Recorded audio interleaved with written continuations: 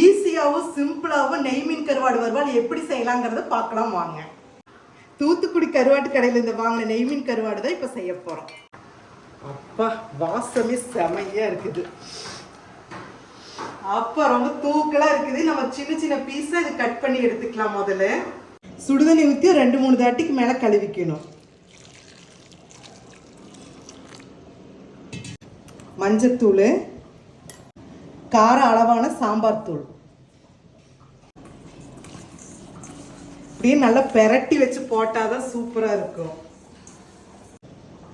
Refined oil அளவானது ஊற்றிக்கலாம்.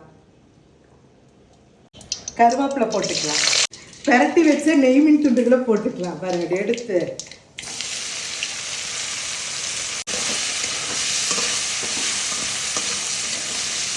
இந்த நெய் மீன் துண்டுக்கு தண்ணி எது ஊற்றாதீங்க. அப்படியே எண்ணெயிலேயே அப்படியே பெரட்டி பெரட்டி எடுத்தாலே வெந்துடும்.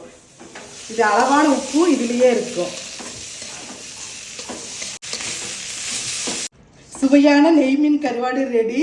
இது சாதத்தில் வச்சு நல்லா ஒரு பருப்பு போட்டு கடைஞ்சி இந்த நெய் மீனை வச்சு அப்படியே சாப்பிட்டதுன்னா செமையாக இருக்கும். நீங்களும் இதே மாதிரி செஞ்சு பாருங்க, சுவைச்சு பாருங்க.